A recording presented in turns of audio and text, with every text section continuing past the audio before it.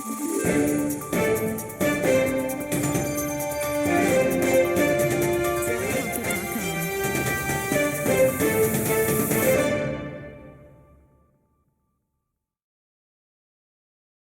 नमस्कार। प्रखर खबर में एक बार फिर से आप सबका स्वागत है। तारीख पे तारीख के बाद आखिरकार दिल्ली के मुख्यमंत्री अरविंद केजरीवाल तिहाड़ जेल की सलाखों के बाहर आ गए हैं। पर बाहर आते ही उन्होंने एक ऐसी सियासी फुलझड़ी छोड़ दी है जिसके चलते 400 पार का नारा देने वाली भाजपा के खेमे में खलबली मच गई है। जेल से बाहर आने के बाद अपनी पहली ही जनसभा में उन्होंने मोदी की जगह अमित शाह को पीएम बनाए जाने की बात कह के न केवल वोटरों को हक्का बक्का कर दिया है, बल्कि खुद भाजपा के नेताओं को भी इससे हैरानी हो गई है।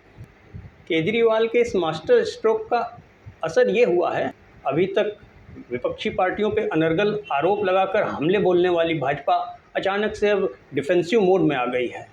और अमित शाह की तो क्या ही कहें, चुनावी रैलियों में अब बेचारे वो बार बार ये सफाई देते फिर रहे हैं कि मैं प्रधानमंत्री नहीं बनना चाहता, मोदी जी ही प्रधानमंत्री होंगे।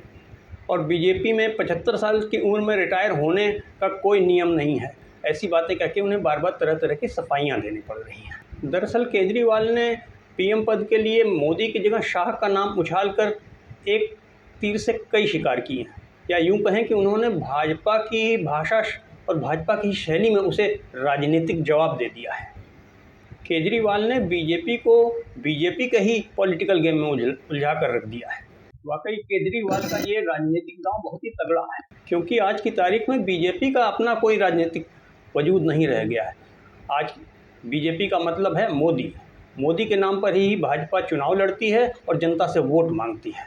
ऐसे में अगर मोदी के नाम पर ही सवाल उठा दिया जाए तो उसका जनाधार, पार्टी का कैडर या वोट बैंक खिसकना लाजमी है। बीजेपी ने पिछला लोकसभा चुनाव जहां मोदी है तो मुमकिन है के नारे के साथ लड़ा था, वहीं इस बार मोदी की गारंटी का नाम लिया जा रहा है। ऐसे में केजरीवाल ने बीजेपी को संशय में डाल दिया है, क्योंकि केजरीवाल ने पार्टी की नीतियों, घोषणा पत्र या उसके कामकाज पर सवाल उठाने के बजाय सीधे बीजेपी के पोस्टर बॉय नरेंद्र मोदी के ऊपर ही सवाल उठा दिए हैं कि उनको आगे कमान सौंपी जाएगी या सत्ता में फेरबदल होगा। केजरीवाल के इस पॉलिटिकल गेम से बीजेपी के वोटर बेस को कहीं ना कहीं एक तगड़ा डेंट जरूर लग सकता है, क्योंकि आज की तारीख में ये तो बहुत बड़ी सच्चाई है कि बीजेपी को वोट देने वाला एक बड़ा तबका भी पार्टी या उसकी विचारधारा को नहीं, बल्कि केवल मोदी के चेहरे पर वोट दे रहा है। ऐसे में एक अच्छा खासा वोट बैंक बीजेपी के साथ इंटैक्ट न रह के कहीं ना कहीं शिफ्ट हो सकता है।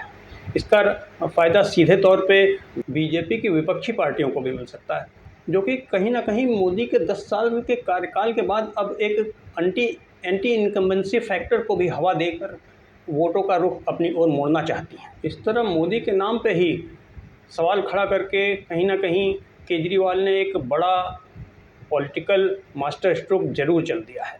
हालांकि केजरीवाल की ये राजनीतिक चाल अपनी जगह है, लेकिन इसके अलावा भी तमाम ऐसी बातें हैं जो मोदी के रिप्लेसमेंट के सवाल को हवा दे रही हैं। ऐसी कई बातें हैं जो इसे एक ज़रूरी और वाजिब सवाल बना देती हैं कि क्या मोदी जी वाकई रिटायर होने वाले हैं।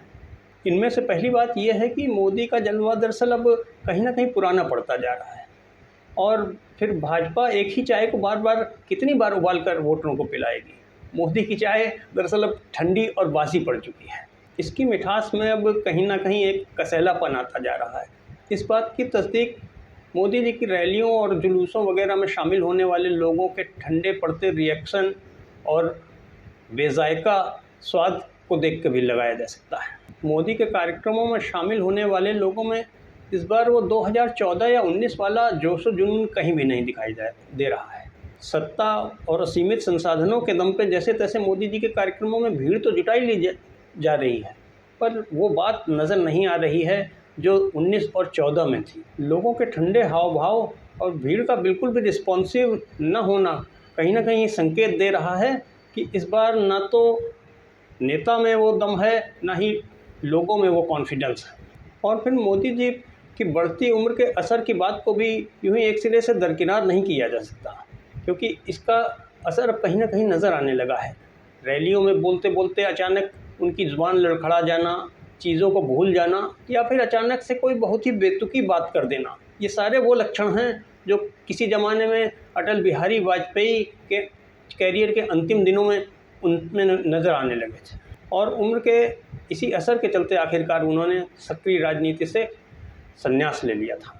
मोदी जी पर उम्र के असर की बात करें तो इसकी सबसे ताज़ा तरीन मिसाल उड़ीसा में देखने को मिली, जहां एक रैली के दौरान उन्होंने राज्य के मुख्यमंत्री नवीन पटनायक को राज्य के ज़िलों और उसकी राजधानियों के नाम बताने का चैलेंज दे डाला, जिसके चलते बाद में उन्हें काफ़ी ट्रोल भी होना पड़ा।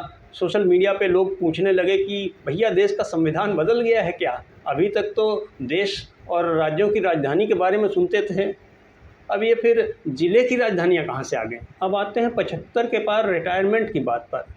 केजरीवाल की इस गुगली पर अमित शाह अब कह रहे हैं कि भाजपा के संविधान में कहीं नहीं लिखा है कि 75 के बाद नेता को रिटायर कर दिया जाएगा। तो ऐसे में सवाल ये उठता है कि अगर ये बात कहीं नहीं लिखी है तो फिर आडवाणी, मुरली मनोहर जोशी, कड़िया मुंडा और तमाम बीजेपी के बुजुर्ग नेताओं को फिर किस आधार पे मार्गदर्शक मंडल, जिसे कि अब मूक दर्शक मंडल भी कहा जाता है, में फेंक दिया गया? अब इसका तो सीधा मतलब यही बैठता है कि दूसरों के लिए तो नियम नियम है, लेकिन हम अपनी मनमानी करेंगे। इसके अलावा मोदी जी के रिटायरमेंट का सवाल इसलिए भी काफ़ी स्वाभाविक और वाजिब लगता है क्योंकि मोदी और शाह भले ही 400 पार का कितना भी हल्ला मचा लें, लेकिन अंदर तो वो भी जानते हैं कि पिछली बार से ज़्यादा सीटें इस बार कतई नहीं आने वाली। सर्जिकल स्ट्राइक की हवा में पिछली बार गुजरात, राजस्थान, एमपी, दिल्ली, हरियाणा, यूपी और बिहार जैसे बड़े राज्यों में भाजपा को जो क्लीन स्वीप मिली थी, इस बार तो वो कहीं भी इसके आसपास भी फटकती नज़र नहीं आ रही है। ऐसे में बीजेपी की सीटें बढ़ने के बजाय घटना ही तय माना जा रहा है। फिलहाल इस पर ज़्यादा क्या कहा जाए, चुनावी नतीजे तो खुद ब खुद बता देंगे कि मोदी जी का मैजिक अब कितना कारगर रह गया है। बाकी मोदी जी के उत्तराधिकारी को लेकर पार्टी के भीतर उठता अंतर्कलह बता रहा है कि पार्टी के अंदर खाने में भी मोदी के बाद कौन का सवाल न केवल उठ रहा है, बल्कि लोगों ने अपने ही स्तर पे इसके लिए फील्डिंग भी सजानी शुरू कर दी है। एक और योगी और अमित शाह एक दूसरे को निपटाने में लगे हैं, तो उत्तराधिकार की रेस से बाहर करने की जुगत में ही पार्टी में दरकिनार किए गए वसुंधरा राजे सिंधिया और एमपी के पूर्व सीएम शिवराज सिंह चौहान अपने इस आघात का माकूल जवाब दें। कुल मिला के हालात कुछ ऐसे बन रहे हैं कि लोकसभा चुनाव में अगर भाजपा का रथ 250 से नीचे आकर कहीं ठहर जाता है तो मोदी जी का रिप्लेसमेंट तो शायद होकर ही रहेगा। तो साथियों, आज के लिए बस इतना ही। इसी के साथ मैं कौस्तुभ उपाध्याय लेता हूँ आपसे इजाज़त और प्रखर खबर के अगले अंक में फिर मिलते हैं किसी नए मुद्दे, किसी नई खबर के एनालिसिस और पड़ताल के साथ। और अंत में आप सबसे फिर वही एक गुजारिश कि ताज़ा तरीन खबरों और न्यूज़ एनालिसिस देखने के लिए झटपट सब्सक्राइब कीजिए, लाइक कीजिए अपना मनपसंद न्यूज़ एनालिसिस चैनल प्रखर खबर। नमस्कार साथियों। तख्त की न ताज की, लोगों की, समाज की, सत्ता का पहरा हो जिस पर हर उस गहरे राज की। प्रखर खबर, पैनी नजर, गहरा असर। प्रखर खबर।